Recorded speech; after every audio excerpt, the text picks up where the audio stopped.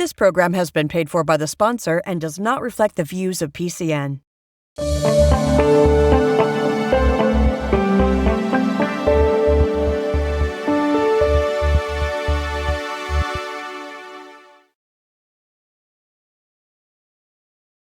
Welcome to this edition of PHRC Speaks, Fair Housing in the 21st Century. I'm your host, Adrian Garcia, Director of Enforcement for the Pennsylvania Human Relations Commission. Understanding civil rights in housing and the many nuances of the law can be challenging even for the most brilliant legal minds. Yet when you peel off the layers of technicalities, fair housing is about a common sense approach of providing access and opportunity for all. So why is it that after 50 years, we're still struggling to live up to the mission of the Fair Housing Act? I have my own views on this, but the show isn't about me. So let's speak to the experts to see if we can make sense of it all. According to the National Fair Housing Alliance, there were 33,000 fair housing complaints received by private nonprofit fair housing organizations like HUD, FAP agencies, and the Department of Justice in 2022. An increase of about 5.7% compared to the 31,216 complaints received in 2021, which represents only a small portion of the estimated 4 million incidents of housing discrimination that occur each year and do not get reported. Today, PHRC speaks through the voice of one of the foremost experts in the fair housing space. Professor Robert G. Schwemm is an Ashland Spears Distinguished Research Professor Emeritus at the University of Kentucky College of Law. He began his fair housing career as an attorney with the Leadership Council in Chicago in the 1970s and has written and lectured extensively on fair housing law ever since. His works include a major treatise in the field, Housing Discrimination, Law and Litigation, and over 25 of his major law review articles are available. Professor Schwemm has been plaintiff's counsel in several landmark housing discrimination cases, including 3 in the U.S. Supreme Court, Meyer v. Hawley, Gladstone Realtors v. Village of Bellwood, and Village of Arlington Heights v. Metropolitan Housing Development Corporation. In the 1980s, he served as vice chair of the Kentucky Commission on Human Rights, and in the 1990s, he was a special attorney and scholar in residence with the Civil Rights Division of the U.S. Department of Justice. His current activities include advising HUD and the National Association of Realtors on fair housing matters. For me, it's a personal honor to welcome him to the show. Welcome to PHR Speaks, Professor, and thank you for being with us today. Thank you. My pleasure. So let's, all of that is very impressive, what I read, right? But I want to get to know a little bit about your journey, your social justice journey. When did you decide that this is what you wanted to do?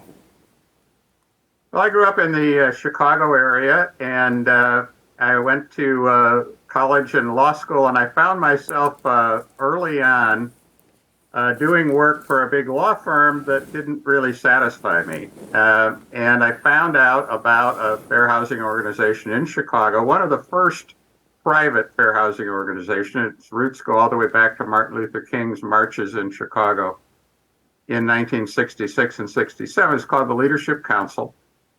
And I went to work for them and did a lot of what I would call small fair housing cases, almost all rental cases, almost all race cases. Once in a while, we did a big case, and that Arlington Heights was one of the ones you mentioned.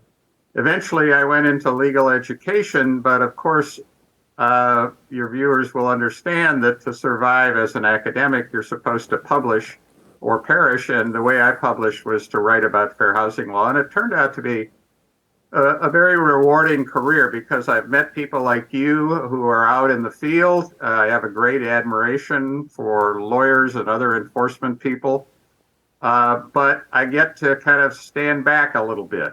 And I'll just add one other thing. This small town I came from in Illinois, my father was on the town council back in the mid-'60s, and he was just a fair man. My mother and father were fair people. And as you said earlier, I think the Fair Housing Act is all about common sense, just treating people fairly. And my father introduced a fair housing ordinance in our little town. I don't think we had any real diversity in our town. but he just thought it was the fair thing to do. And so I've been sort of motivated by the basic message of the Fair Housing Act ever since then, which is if you have earned the right to have a middle class life, or you've got the money to rent an apartment or buy a house, you should be able to do that anywhere in the country. And of course, we know that wasn't always true. And as your statistics indicate, it's still not entirely true, but it's a 50-year work in progress. Yeah, absolutely. And so I mentioned earlier in my opening that you wrote the book. I mean, you often hear that as a saying, oh, I wrote the book on this subject. But you literally wrote the Housing Discrimination Law and Litigation book.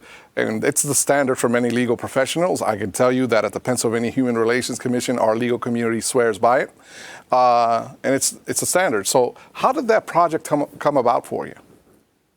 Well, as I said earlier, I did smaller articles in my early career. And then in 1988, as you know, the Fair Housing Act, having been in place for 20 years, was amended. And it was amended in a way that made enforcement more strong. It was also amended to add disability and families with children. And it seemed an appropriate time to write a general book. And this book is updated every year by me, which is nice. I'm now an emeritus retired professor, but I don't have grandchildren and I don't play golf. And my passion still is writing about fair housing. So I know a little bit about everything. I'm a generalist.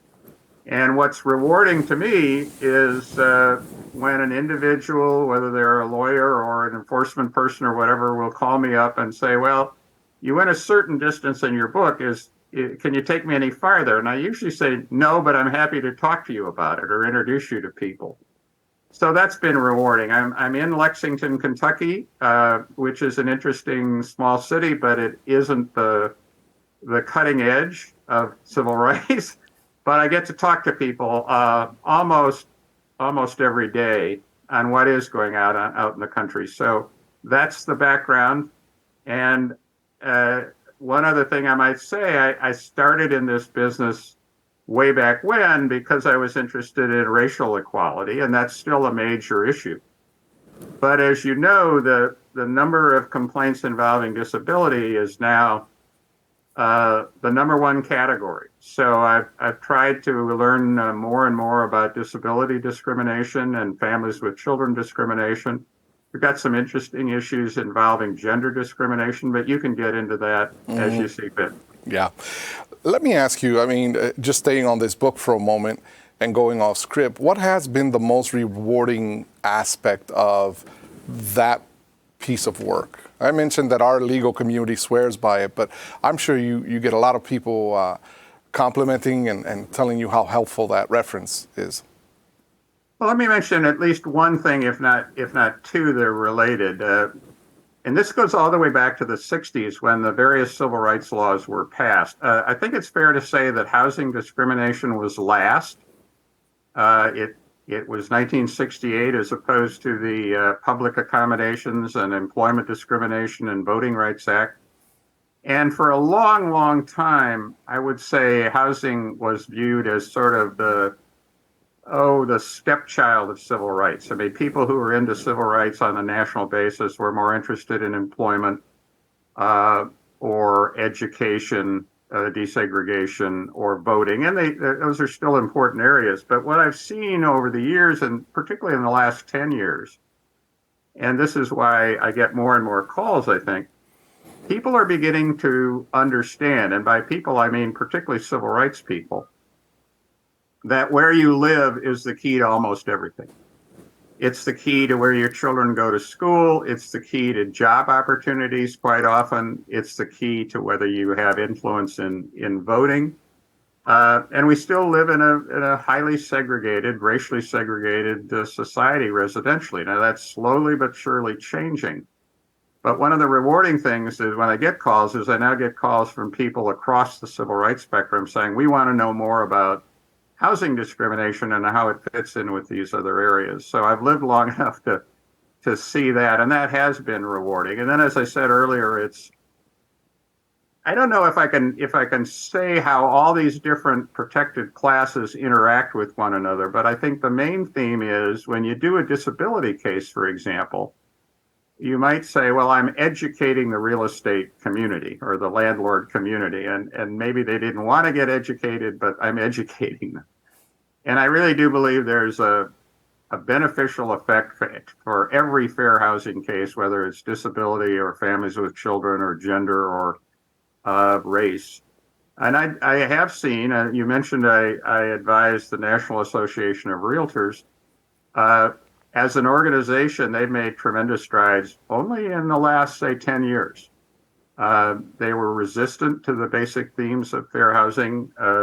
Somewhere along the line, they got less resistant, and recently they become quite, how can I put it, enthusiastic, almost aggressive, in trying to lead the way and get their membership to obey the law. It comes back to the theme. It's been a long journey, but I do see some sources of hope that we're getting there. Very good, yeah. So let's get wonky, Professor. I want to turn our attention to what may be considered kind of a technical aspect. But can you explain to our viewers how the Fair Housing Act addresses both disparate treatment and disparate impact? Sure. Those are phrases that roughly mean the defendant disparate treatment intended to discriminate. Disparate impact is we can't prove that the defendant intended to discriminate, but he has a policy, for example, not renting to people who use Section 8 vouchers, that has a negative impact on racial minorities or women or disabled people, and that he can't really justify that policy. So those are the two main theories of how you can show a violation of the Fair Housing Act. Historically, 90% or more have been what I would call intent cases. And while we're on it, I will say that those are the ways that make up all of the fair housing theories, those two intent or impact theories. But in disability cases, the law requires housing providers to do what are called making reasonable accommodations. That's just for disability. And an example of that would be using a seeing eye dog if you were a blind tenant. You, as a landlord, you would have to allow that. So that's a third theory that comes up in disability cases, but the two you mentioned are available in disability, race, any other kind of case. And it's only recently, I would say, we've focused a little bit more on this impact theory. Right. You know, and I know that we're going to speak generalities, but I always keep going back to that disparate impact rule and how we've gone back and forth. Why is that so important? And you mentioned a little bit about Section 8 vouchers, which has a disparate impact. And depending on where you are, like here in Pennsylvania, the protected classes that lead that, according to our research, has been individuals with disabilities and the elderly. Right? They're the ones that are most impacted. But there's an disparate impact rule that is kind of obscure. Can you talk generally about that? I know you can't get into the meat and bones of it, but can you talk a little bit about that? Sure. First of all, I think it goes back to your original comment, which is it's a fairly common sense idea. And it traces itself as a theory back to employment discrimination 50 years ago, when the Supreme Court said in a case where a company that had had a history of racial discrimination stopped explicitly not hiring blacks, but imposed a high school education requirement. And what that turned out to be, this was in North Carolina in the 70s, that excluded many more black candidates than white candidates. So the defense was, well, we don't have a racial policy. You can't prove that we're intentionally discriminating. The Supreme Court said, but you have adopted a policy that's so exclusionary with respect to race that we are going to say that violates the employment discrimination law unless, and this is an important unless you, the company, can show a good reason for it. It so happened that the company was an electric utility. they were looking for people to fix your electric utility lines, and there was absolutely no correlation between having a high school diploma and being good at that job. So they failed, and the Supreme Court said, you're liable. That's the theory. It didn't take off in housing for quite a long time, and there are two reasons, I think, for that. Most housing is local. So you don't have these big national companies with policies. Now you have a few.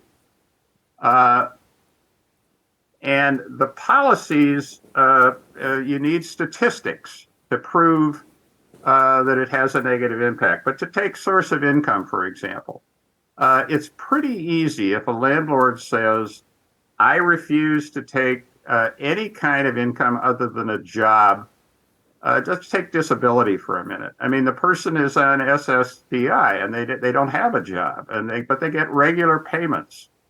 So they can't rent from this person. There's really no good reason for that. Their credit isn't relevant. They're going to get a monthly check anyway. So there have been some successful cases, the theory being either disability or race, that you, the landlord, cannot discriminate on the basis of source of income. You can require income, but it's none of your business really if it's an ongoing confident source where the person gets it. And those have been successful. And there have been, I would say, 3 or 4 other types of cases in the fair housing field. It's been less important than employment. There are a lot of employment tests. But in the last 10 years, you mentioned this rule. HUD put out a rule in the Obama administration. And then the courts had always endorsed this theory, by the way. But HUD has a lot of power to interpret the Fair Housing Act. And then in the Trump administration, they rescinded the rule, or tried to. And now in the Biden administration, they've reimposed it.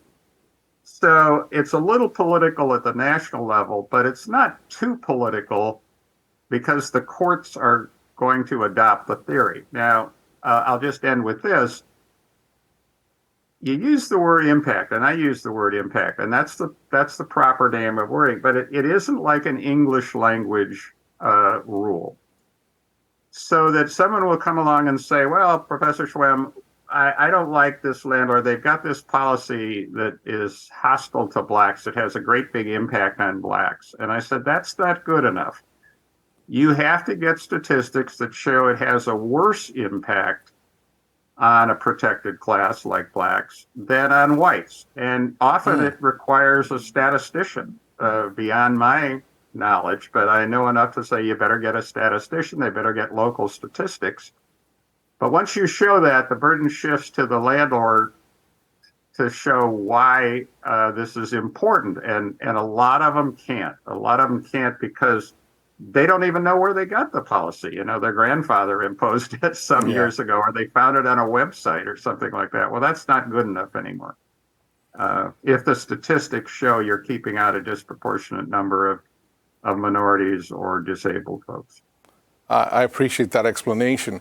So, mentioned earlier that you consult with HUD, and I know this is going to be kind of a loaded question, but what do you believe they could do to expand housing opportunities as it relates to those specialized protections like source of income? Well, touching on what we were just talking about, HUD is given the power under the Fair Housing Act by the Congress to issue regulations, or as we call it, rules, to interpret the law. So that's one area. And I think the bottom line on this impact regulation, which is now finalized again, much the way it was 10, 15 years ago, that was a strong effort by HUD. And the current HUD people, along with the Justice Department, do bring impact-based cases. It was a long time coming, I would say 20 or 30 years, before the Justice Department ever brought a race-based impact case, but they do now. The other thing that I'm sure you're aware of in terms of interpreting the Fair Housing Act is there's a separate provision in the Fair Housing Act that says if you get federal money, typically a county might get community development block grants, or a city might develop. If you get federal money, you have to certify that you are, quote, affirmatively furthering fair housing, unquote. That's been a requirement since 1968, Fair Housing Act, but nothing was done about it. HUD kept putting out millions and millions of dollars in housing funds, and they made people sign a document that said they were affirmatively furthering fair housing, but HUD never did anything about it for decades. Well, starting in the Obama administration, they began to do something about it. I might say prompted by private litigators who pointed out that there were a lot of counties, for example, who had exclusionary zoning laws that were signing this and getting the money. But at any rate, we are in a situation now where HUD has put out a proposed detailed rule on affirmatively furthering fair housing, meaning what do you as a recipient of HUD housing money have to do. And the key there word is affirmatively. I would say in general, the Fair Housing Act does not have much affirmative requirements, but if you get federal money, you are supposed to at least not put up barriers to low-income housing or otherwise affirmatively furthering. So it's taken HUD a long time, but they do have a lot of power in these regulations. And then they have, and this is where agencies like yours come in, their other major power is that they receive complaints, individual complaints, but they're required at the federal level to turn those complaints over to Pennsylvania or Philadelphia or Pittsburgh if they have a local fair housing law. So HUD may have some power in sort of asking you folks or telling you folks, you know that better than me, how to handle these things. But I would say well over 2/3 of the private complaints in the country now are sent out to agencies like yours. So in that sense, it's not just the federal government, it's state and local agencies. Excellent. And you can jump in any time. No, I was enjoying it. You know me, I'm a fan, so I'm enjoying it. I do want to hover over exclusionary zoning for a moment. Could you explain how exclusionary zoning factors into that disparate impact? You kind of link those together, but can you give us a couple of examples, perhaps? Sure. Partly because you've asked about my youth, and all people my age like to talk about our youth. You mentioned a Supreme Court case I participated in called Arlington Heights. It's now 50 years old, and Arlington Heights is and was a Chicago suburb that was in the 1960s experiencing tremendous population growth. It's out beyond O'Hare, and O'Hare had just gotten started in the 50s and 60s, and Arlington Heights went from 10,000 people to 60,000 people in about a decade, and they're virtually all white in those days. And we represented an organization that wanted to put in subsidized housing. It was going to probably be about 50% white, but about 50% black. And the Arlington Heights Village Council said, through their zoning laws, we're not going to permit that. You want to put it in a piece of property, and we're not going to give you the zoning ability to do that.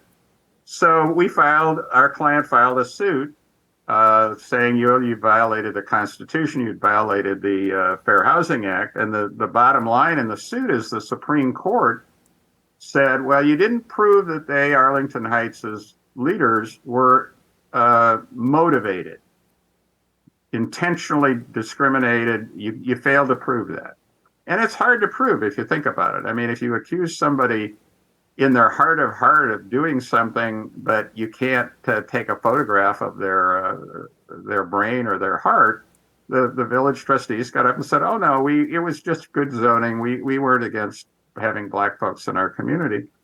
But the other thing that came out of that case is that the Court of Appeals in Chicago on remand said, but you do win on the fact that Arlington Heights took this action and it had a disproportionate negative impact on minorities, and it stopped the efforts to desegregate Arlington Heights. As I say, I think in those days, Arlington Heights had about 60,000 people and about 27 black people in the overall Chicago metropolitan area. It was pretty obvious that even this small development wouldn't make a huge difference, but it would have increased the number of blacks in Arlington Heights greatly. And that theory has been good since the mid to late 70s. So it takes litigation. And I think one of the themes here that your viewers should understand is part of the reason that the Fair Housing Act doesn't automatically get enforced is it takes an individual usually, or an individual company like the housing promoter, developer, to be willing to sue. And if you think about being a developer, it's a very hard thing. I mean, you've got to do a lot of hard things to develop housing in the first place, find a particular piece of land, et cetera, et cetera. And then if you get turned down for zoning, maybe you go off and just find a different parcel of land. And that's typically what happens. Every once in a while, a developer is willing to say, no, I'm not going to put up with this. And so you get these cases all over the country. I'm sure in suburban metropolitan areas in Pennsylvania, there are individual towns that have used their zoning powers to exclude affordable housing. And if you use this impact theory, that can be challenged. But as I said earlier, only if the town can't show that it has a good reason. And so if they have good zoning reasons, they're going to win. Right. I would say there are about 5 or 6 of these cases nationwide, even today. But another thing this HUD rule can do is to say to a town, and even the small, wealthy suburbs of Philadelphia and Pittsburgh and other places, they all get community development block grant funds, right? They all have to sign the paper that says we are affirmatively furthering fair housing. And I think what you're going to see in the next era is, okay, one of the things you can do is to loosen up or eliminate we only allow single family, Correct. or we only allow houses with a very low density. Sure. That it's, again, a long story, but that's where we're getting. Wow. Thank you so much for that explanation. And, believe it or not, time flies when we're having fun. And so I want to thank you so much for being with us here on PHR Speaks. I've enjoyed speaking to you, and I will be calling and tapping into your brain from time to time. So thank you. Thank you so much. I also want to thank you, the viewer, for taking the time. You could have been anywhere else, and you decided to be with us. So we appreciate you for joining us today. For more information on this topic, or if you believe that you've been a victim of discrimination in housing, visit us online at www.phrc.pa.gov or call us at 717-787-9780. We're also pretty easy to find online on Facebook, X, Instagram, LinkedIn. We even have a YouTube channel. Well, that's it for this edition of PHRC Speaks. Until next time, take care, be good, and be fair to each other. This program has been paid for by the sponsor and does not reflect the views of PCN.